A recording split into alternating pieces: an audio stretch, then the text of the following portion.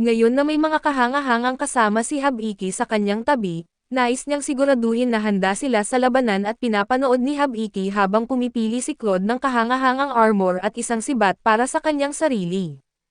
Ayaw niyang magsuot ng masyadong maraming kagamitan para maiwasan ang sobrang init ng katawan. Si Lilian naman ay nakatanggap din ng bagong damit na bagay sa kanya at masaya ang tindero na magkaroon ng ganitong klaseng mga customer, at masaya niyang ibinahagi na ang presyo ng lahat ng kagamitang ito ay 25 gold coins lamang.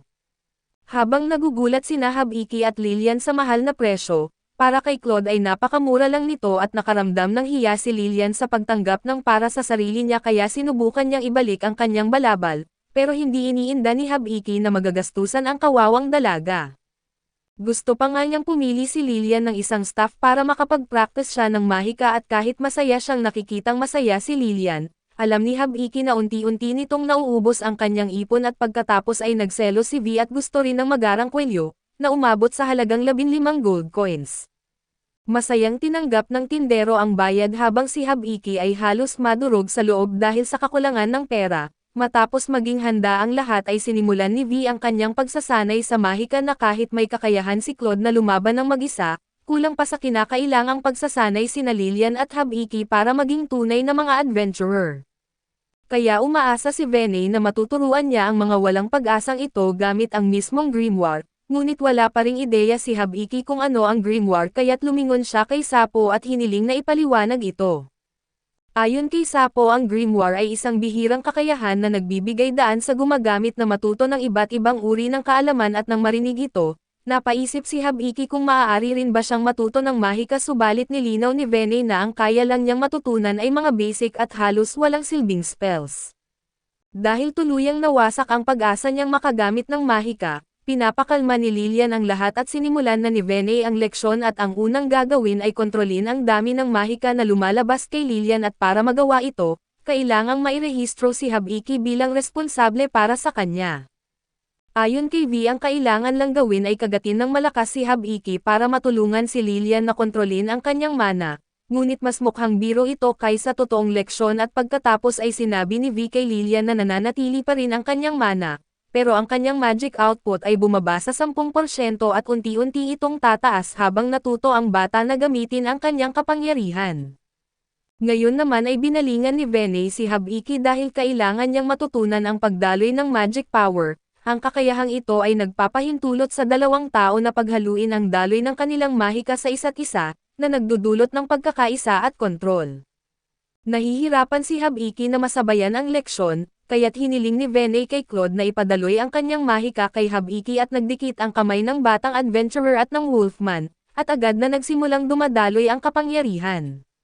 Sa isang sandali ay nakatayo si Hab-Iki sa isang bukirin kasama ang kanyang mga kasama, at bigla na lamang siyang napunta sa ibang lugar at madilim ang lugar na ito at napakaraming bituin sa langit. Napansin ni Hab-Iki ang isang magandang elf na nakaupo malapit sa lawa.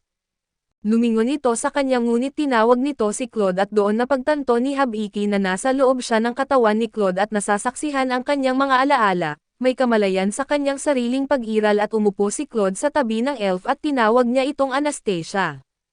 Mula sa pananaw ni Claude si Anastasia ang pinakamagandang elf na nakita niya, matagal silang nagkasamang gumala habang pinoprotektahan ang isa't isa at puno ng magagandang alaala ni Claude si Anastasia, ngunit naalala rin niya ang karahasan.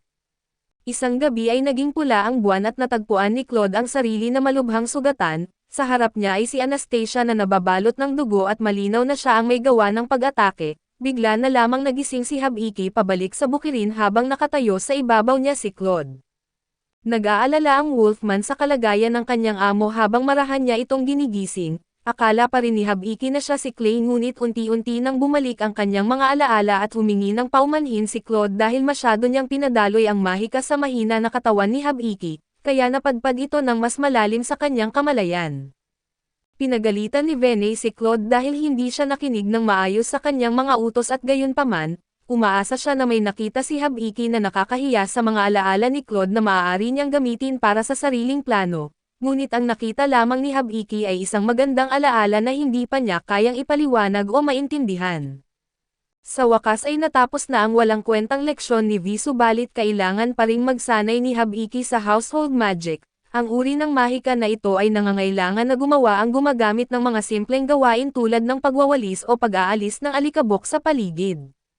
Kapag naglalabas ng mahika na enerhiya habang gumagawa ng gawaing bahay, kinokolekta ito ng mga elemental spirit bilang kapalit at kapag nasiyahan ang mga espiritu, tuturuan nila ang gumagamit kung paano kontrolin ang household magic. Hindi ito ang uri ng matinding pagsasanay na inaasahan ni Hab-Iki, ngunit ayon kay Sapo ay ito lamang ang paraan para ma-unlock ang ganitong uri ng mahika at pagkalipas ng ilang oras, dumating sina Lilian at Claude na umaasang makakasabay sa hapunan si Hab-Iki. Ngunit hindi sinasadyang natapon ng clumsy na Wolfman ang isang timba ng tubig, na nagdulot ng panibagong kalat na kailangang linisin ni Hab-Iki at humingi siya ng paumanhin sa kanyang pagiging tanga, napaluhod si Claude at nakiusap ng kapatawaran. Subalit para kay Hab-Iki at ang mga ganitong maliliit na pagkakamali ang nagpapakita na cute si Claude, nang marinig ng Wolfman na tinawag siyang cute ng kanyang amo ay nakaramdam siya ng mga emosyon na hindi niya akalaing mararanasan, at halos mabaliw siya habang nililinis ni Hab-Iki ang kalat.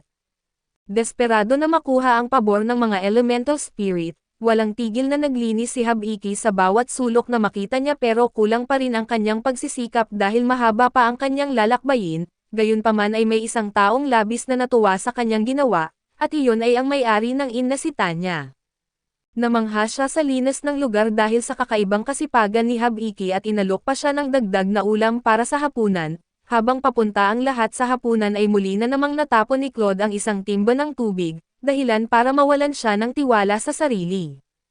Kinabukasan ay ipinagpatuloy ni Vene ang pagtuturo kay Lilian kung paano kontrolin ang kanyang mahika. Malaki na ang naging progreso ng bata pero kung ikukumpara sa kanya ay kawawa ang kalagayan ni Hab-Iki, wala siyang ideya kung paano magsanay gamit ang espada. Kaya naman may naisip na perpektong solusyon si Claude, binigyan niya si Hab-Iki ng pana, umaasang magiging eksperto siyang mamamana at sa kasamaang palad, wala talagang talento si Hab-Iki sa archery at pangit ang kanyang porma at wala siyang maayos na atake, at hindi niya man lang nahahawakan ng tama ang pana. Hindi pinapansin ni Hab-Iki ang mga utos ni Claude at nagpasya siyang sumuko o kahit magpahinga muna, namumula at sugatan na ang kanyang mga kamay dahil sa string ngunit walang tinatanggap na dahilan si Claude para magpahinga siya.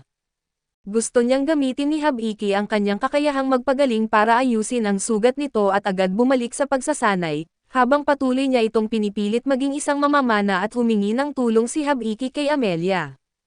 Para kay Amelia parang napakadali lang gamitin ang pana at palaso, samantala sa isang lugar sa kagubatan ay iniisip ni Amelia kung ano ang ginagawa ni Hab-Iki at napansin ni na Ivel at Stolly na kakaiba ang saya ni Amelia, kaso hindi nila alam ang simpleng dahilan sa likod nito. Habang naglalakad ang tatlo ay nakarating sila sa isang sangandaan at may isang daan na mas maikli, pero mas pinili ni Amelia na iwasan ito at ayon sa kanya ay may isang abandonadong kuta malapit sa daang iyon, kung saan mahilig maglaro ng kalokohan ang masasamang espiritu sa mga dumadaang manlalakbay. Ito mismo ang uri ng problema na gusto ni Ivel kaya't pinilit niyang doon dumaan ang lahat at kahit tutol si Amelia, binanggit ni Ivel na maaaring may nakatago na kayamanan sa kuta at dahil paubos na rin ang pera ni Amelia, agad niyang sinamantala ang pagkakataon na kumita habang nag-e-explore ng abandonadong kuta. Habang papunta ang tatlo sa pinaniniwalaang pinagmumultuhan na kuta, sina Hab-Iki at ang kanyang mga kasama ay nagpapahinga at sabay-sabay na nagsasanay ng kanilang mga kakayahan at inatasan si Hab-Iki na maghanda ng pagkain para sa araw na iyon, sabik si Lilian na tumulong sa pagluluto at magkasama nilang naihanda ang isang napakasarap na handaan. Makalipas ang ilang sandali ay umupo sina Hab-Iki at ang kanyang mga kasama upang kumain ng isang hindi inaasahang marangyang pagkain, masarap ang lahat ng putahe at kahit si V ay hindi nagrereklamo tulad ng dati. Gayunpaman ay may isang problema at ang bahagi ni Claude sa paghahanda ng pagkain ay napakahina, hindi lang niya nalinis ng maayos ang mga kabute at kinain pa niya ang lahat ng mansanas na dapat sana'y gagamitin para sa dessert. Nahihiya sa kanyang pagkakamali, nangako si Claude na tutulungan si Hab-Iki sa pagkatay ng mga halimaw at pagkuha ng anumang bahagi na kakailanganin nito sa hinaharap at sa kabila ng matapang niyang pangako. Hindi pa rin bilib si Hab-Iki dahil marami pang kailangang matutunan si Claude pagdating sa pagluluto.